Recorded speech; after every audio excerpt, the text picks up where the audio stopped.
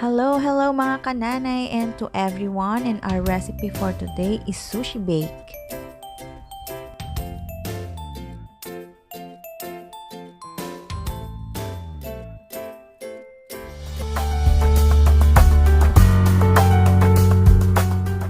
We have 1 teaspoon of salt, 2 tablespoons of sugar, and 3 tablespoons of rice vinegar for our sushi rice later.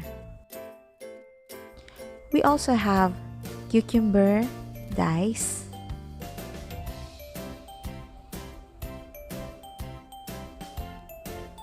ripe mangoes dice also, our kani or crab sticks, shredded or cut into chunks.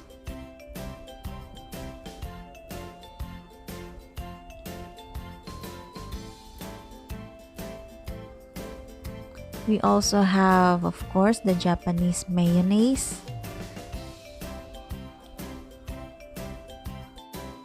(225 grams of cream cheese), and our nori or furikake.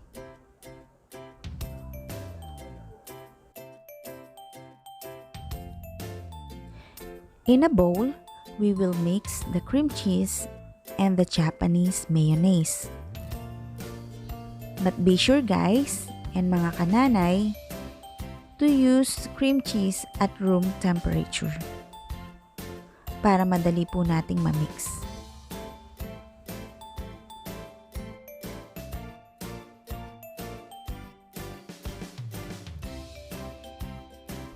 Kapag na-mix na po natin ng mabuti, we will now add the kani or the crab sticks.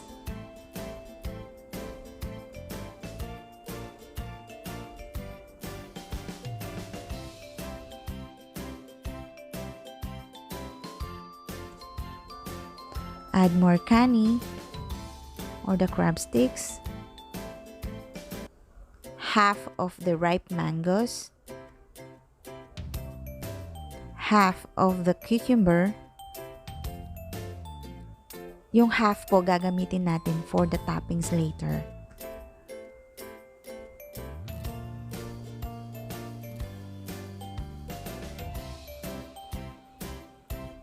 Mix all the ingredients.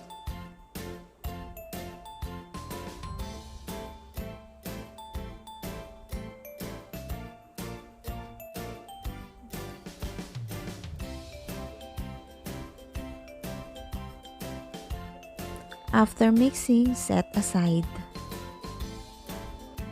Mix the rice vinegar, sugar, and salt, and pour in 4 cups of freshly cooked rice and mix.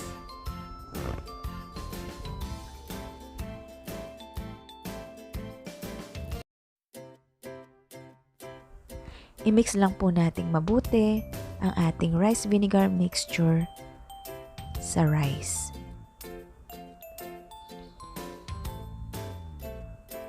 At kapag wala na po siyang water sa side ng bowl at mabigat na po itong haluin, ibig sabihin ready na po ang ating sushi rice. We will be using a rectangular aluminum foil pan. So first, i-spread po natin yung sushi rice natin sa ating pan.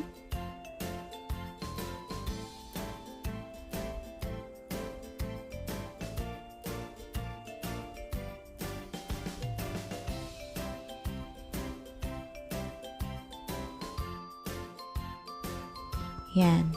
Pwede na po nating ilagay ang ating creamy toppings.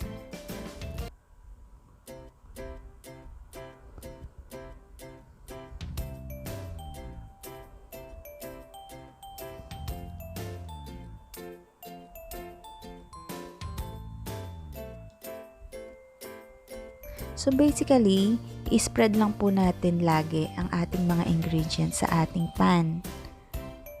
Pagpapatong-patungin hanggang sa matapos po natin ang ating sushi bake.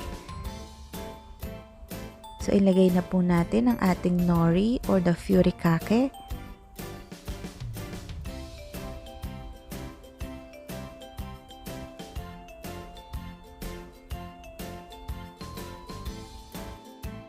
And then, ilagay po natin yung natirang diced mangoes and cucumber kanina.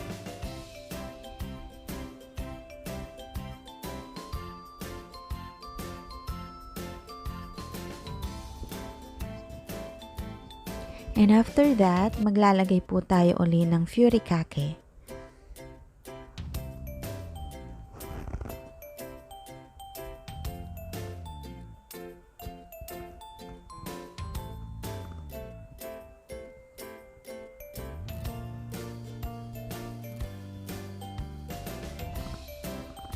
Yan. So we will put the Japanese mayonnaise on top.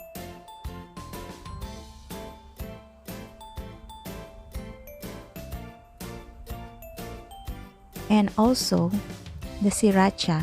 But if you don't have a sriracha, you can use hot sauce, any hot sauce that you like. And now, ibibake na po natin ang ating sushi. Set our oven in 200 degrees Celsius and bake it for 15 to 20 minutes. So here, we already have our sushi bake.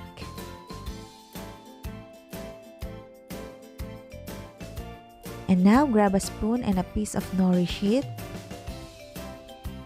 and enjoy our sushi bake.